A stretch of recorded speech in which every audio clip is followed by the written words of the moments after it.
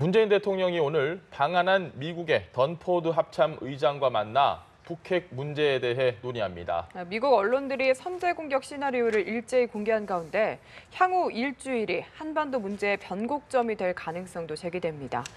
김용현 동국대 북한학과 교수, 양욱 한국국방안보포럼 수석 연구위원 모시고 관련 소식 짚어보겠습니다. 두 분 어서 오세요.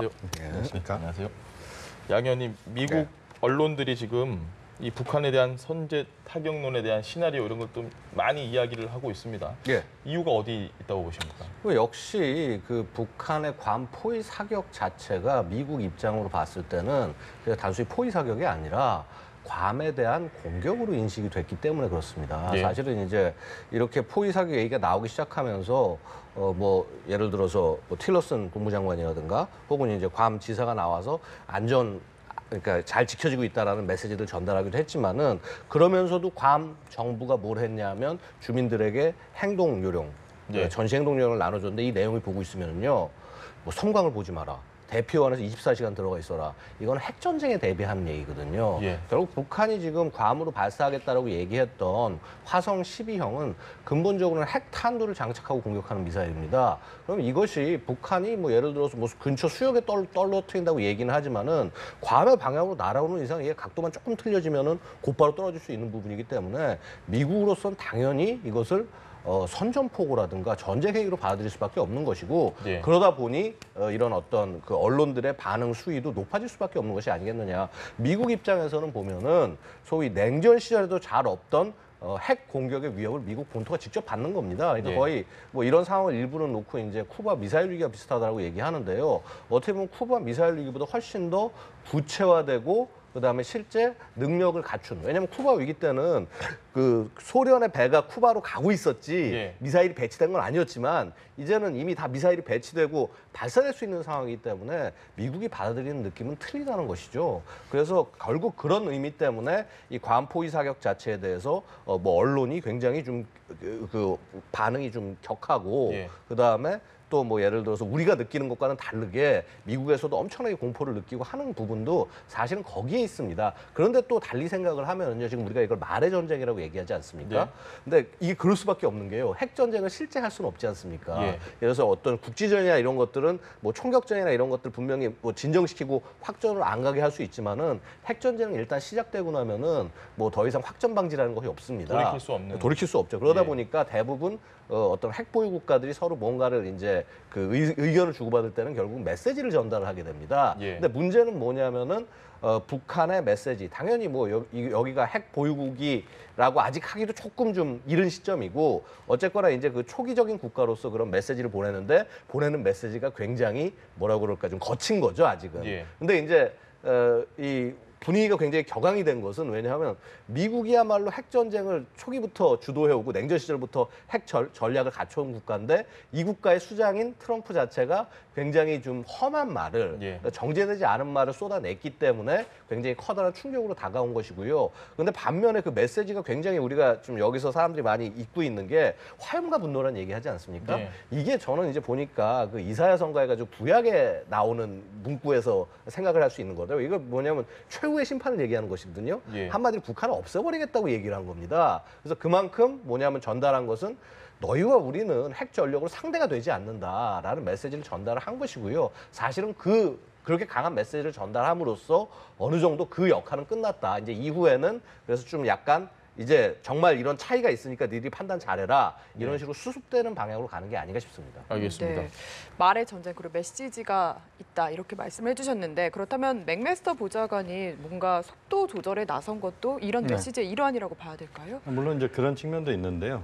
지금 미국 정부의 입장은 두 가지 측면입니다. 하나는 북한의 군사적인 그런 압박에 대해서 자신들도 그대로 되받아친다. 그러니까 삿바 싸움을 북한에 대해서 미국이 피하지 않는다. 이게 이제 하나 중요한 미국의 지금 입장이다 이렇게 봐야 될 것 같고 그 부분에 대해서 이제 양욱 위원께서 지금 설명을 하신 부분인 것 같고요. 예. 또 하나의 측면은 그러면서도 지금의 국면들을 파국적 상황으로 끌고 가서는 안 된다는 그런 흐름이 또 하나 존재하고 있습니다. 미국 의회 내에서도 민주당 쪽 의원들은 지금의 상황이 전쟁으로 갈 수는 없다는 입장이고 또 중국 역시 마찬가지입니다. 우리가 미국과 북한 간의 지금 갈등만 보는 것은 그것은 이제 하나의 일면만을 보는 것이고요. 네. 거기에 대해서 중국이 지금 이야기하는 부분은 어쨌든 대화를 강력하게 촉구하고 있는 부분이고 네. 그런 과정에서 미국의 지금 그 정보의 총책임자라고 할 수 있는 CIA 국장이 그런 대화 이야기가 지금 나오고 있고 예. 또 하나는 이제 미국 내에서도 맥메스터 안보보좌관 이 사람이 사실 미국의 지금 대외 군사 정책에 가장 중요한 키를 쥐고 있는 사람입니다. 맥메스터 보좌관의 이야기는 결국 어쨌든 지금 국면에서 좀 더 그 냉정한 호흡 조절을 하면서 대화의 출구들도 찾아야 된다라고 하는 그런 그 시그널이 지금 나오고 있다 이렇게 본다면 예. 지금의 국면을 우리가 너무 전쟁 또는 군사적인 충돌 이렇게 보는 것은 저는 어떻게 보면 하나의 당면인 것이고 그 실질적으로 그렇게 가기는 대단히 어렵다라고 봐야 될 것 같고요. 오히려 대화의 속에서 뭔가 새로운 출구들을 찾는 그런 흐름이 이제부터 마련되는 그런 시간에 접어들었다. 그렇게 봐야 될 것 같고 또 그런 흐름들을 만들기 위해서 외교적 노력을 하는 이런 과정들이 시작됐다. 그렇게 평가할 수 있겠습니다. 알겠습니다. 교수님이 하신 말씀처럼 뭐 전쟁이 지금 당장 임박했다 이런 부분보단 국면 전환의 시기가 온 것 같은데 역시 중국이 그 국면 전환에 있어서 해줘야 될 역할이 상당히 많습니다. 트럼프 대통령과 시진핑 주석이 통화를 했는데 오히려 갈등을 좀 더 확인한 게 아니냐 이런 분석들이 많이 나오거든요. 어떻게 보셨습니까? 사실은 결론으로는 뻔한 얘기입니다. 뭐 대화를 풀자라고 이렇게 나오기도 했고, 그다음에 네. 우리 정부는 그 부분에 대해서 이제 굉장히 호의적으로 평가를 하긴 했는데, 사실은 그 이면을 보고 있으면 예를 들어서 뭐 슈퍼 301조 발동, 그러니까 이제 물론 이제 뭐 그것이 꼭 반드시 북한 때문이라고 얘기할 수는 없습니다. 이제 그 지적재산권 문제 같은 것들 계속적으로 이제 중국에 대해서 미국이 가져왔던 불만들 네. 사실 이런 것을 지금 어떻게 보면 이 갈등 속에서 살짝 좀 이렇게 뭐라고 그럴까 끼어 팔기 같은 그런 좀 성격이 있거든요. 사실 네. 지금 이게 중국이 우리한테 사드 가지고 경제 압박하는 거 똑같습니다. 사실 중국이 압박하는 분야를 보고 있으면 자신들이 불리한 분야에 대해서는 전혀 입 닫고 가만히 있고, 예. 그러니까 자신들이 유리한 분야는 가만히 있고 불리한 분야, 뭐 예를 들어서 뭐 한류라든가 아니면 기타 이런 것들을 이번 기회를 활용해가지고 해서 자신들 이익을 극대화하는 방향으로 가고 있거든요.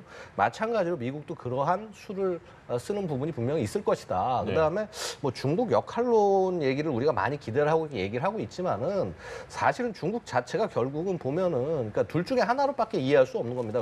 밖에서 봤을 때는 뭐 예를 들어서 그 이런 거죠. 자꾸 그렇게 뭐 북중 간의 거리도 좀 줄이고 해서 네. 이 좀 북한 압박을 하자라고 하는데 계속 안 한다. 그러니까 중국 얘기는 그겁니다. 우리는 북한에 대해서 통제할 수가 없다라고 예. 얘기를 하고 있는 것이고요. 자, 그다음에 이렇게 해서 만약에 혹시 북한이 무너졌을 경우는 우리는 어떡하냐라는 것이 이제 어떤 중국의 논리겠죠. 그런데 이제 반면에 이제 이런 측면이 있습니다.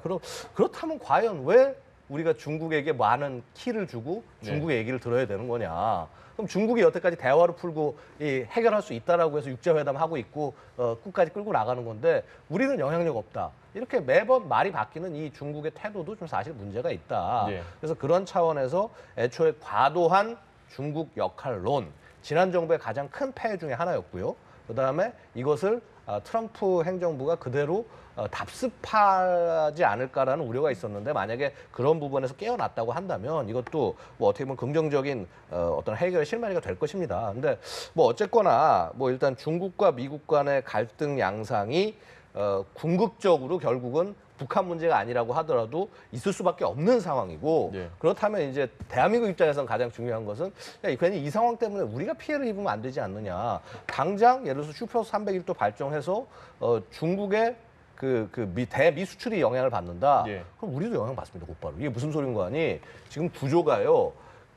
우리의 원자재나 부자재를 중국이 사서 가공해가지고 해서 미국에 파는 구조. 그러니까 예. 결국은 뭐냐면 중국과 한국이 같이 해서 미국에 판매를 하는 이런 구조가 돼 있는데 그런데 이런 부분에서 예를 들어서 미중 간의 무역 전쟁이 난다? 우리한테도 별로 좋은 얘기는 아닙니다. 그래서 하여튼 이런 갈등 상황 속에서 우리의 최대한 이익이 뭔지 그런 부분들을 잘 해결해 나가는 게 정부의 과제일 겁니다. 알겠습니다.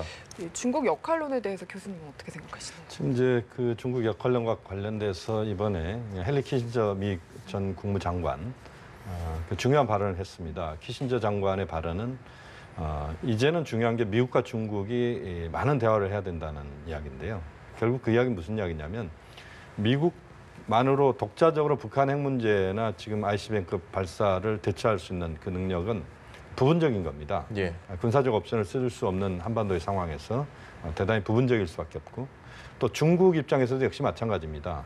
미국과 협조 없이 북한 핵 문제 또는 한반도 문제의 중요한 요소들을 풀 수 있다. 이건 대단히 어려운 부분이기 때문에 키신저 장관의 이야기는 미중이 충분한 대화를 해서 미중이 최소 공배수를 잡아서 미중이 북한에 대해서 압박할 수 있는 것, 설득할 수 있는 것들을 같이 잡아야 된다는 겁니다. 예. 그것이 안 된다면 북핵 문제는 계속 어려움에 처할 수밖에 없고 현재 상황이 쳇바퀴처럼 다시 돌아갈 수밖에 없는 상황이다. 네. 이런 이야기거든요. 결국 가장 중요한 것은 중국의 역할론이라고 하는 부분이 중국에 대해서 모든 것들을 중국이 니들이 다 걸머지고 짊어지고 가서 다 해라라고 했을 때 중국 그렇게 못합니다. 또 하지도 않습니다. 또 중국 입장에서 봤을 때 북한에 대한 전략적 이해라고 하는 측면이 중국에는 분명히 존재합니다. 혈맹이라는 표현도 시진핑 주석이 최근에 썼습니다만 예. 어쨌든 북한을 원유 공급을 중단시키는 그런 조치를 중국이 하지 않습니다. 예. 못합니다. 이런 상황이기 때문에 중국의 역할론이라고 하는 부분을 우리가 한 40에서 50이라고 본다면 미국의 역할론도 50에서 60은 돼야 되는 겁니다. 그래서 그것이 합쳐져서 또 한국의 역할도 거기에 포함돼야 되겠죠. 네. 그래서 그런 역할들이 한미 중의 역할들이 그 상황들을 극복할 수 있는 또 타결할 수 있는 그런 에너지로 좀 모여지는 것 이것이 이제 중요한 거기 때문에 지금 이제 그 미국 합참의장도 지금 한국을 방문하고 있습니다만 중국도 가고 일본도 갑니다. 네. 그런 이런 만남들이 역시 그런 상호 간의 공감대를 형성해서 같이 함께 할 수 있는 것들을 찾는 그 작업의 출발점이 돼야 된다고 봅니다. 알겠습니다.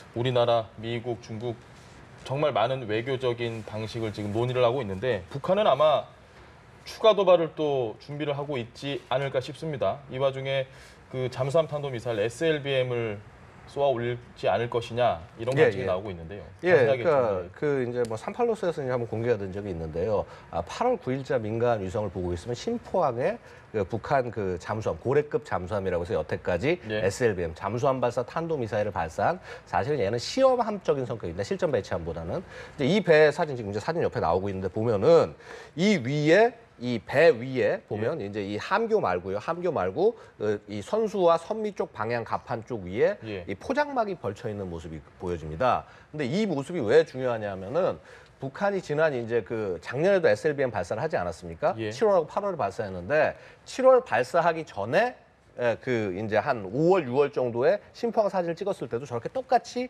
위장막이 치어진 모습이 잠수함이 그런 모습이 공개가 숨기기 위한 건가요? 그렇죠. 그 안에서 뭔가 지금 작업을 하고 있는데 무슨 작업인지는 알 수 없지만은 그것을 이런 어차피 인공위성에서 찍는 걸 알기 때문에 가리기 위해서 이런 가림막 작업을 하는 것이거든요. 그렇다면 뭐냐면 이거는 이제 뭐 한 달 이내 혹은 머지않은 시일 이내에 나와서 무언가 작전을 할 것이다 예. 라는 의미가 되는 겁니다. 그다음에 얼마 전에도 보면 8월 초 정도에 보면 로미오급이라고 그래서 이제 이제 한 2,000톤급 정도 조금 안 되는 잠수함이 있는데 예. 북한 보유한 잠수함이 큰 게 있습니다. 이 로미오급 잠수함이 동해 쪽에 나가서 이상 활동, 과거에는 없는 그 뭐라고 그럴까 일반적이지 않은 활동하는 것이 관측이 됐다라는 얘기를 봤을 때는 결국은 저런 식으로 잠수함이 이 고래급 잠수함이 미리 나가서 미사일 발사할 지점들을 사전에 정찰하거나 이런 어떤 이 뭐라고 그럴까 이 전반적인 훈련을 위한 그 계획을 짜는 것이 아닌가 이렇게 추정할 여지가 있고요. 그 이외에도 보면 이제 북극성 3형이라고 그래서 신형 SLBM이 개발되고 있는 정황들이 지금 이제 포착이 되고 있습니다. 예. 그래서 그런 것들의 시험 발사가 이번 한미 연합 훈련 기간 동안 있을 가능성 충분히 있겠다라고 말씀을 드리고요. 근데 문제는 뭐냐 하면은 작년 5차 핵실험이요. 8월 24일 날 북극성 1호 시험 발사가 완전 성공했다고 평가가 되고 난 다음에 예. 불과 이제 수주 만에 한 2, 3주 만에 실험이 실시가 됐습니다. 예. 그런 측면을 봤을 때 이번 SLBM 발사도 무언가 그러한 것과 연장선상에 있지 않을까라는 우려를 하게 되는 것이죠. 알겠습니다. 네, 지금까지 김용현 동국대 북한학과 교수 그리고 양욱 한국국방안보포럼 수석 연구위원과 함께 이슈 살펴봤습니다. 말씀 감사합니다. 고맙습니다. 감사합니다.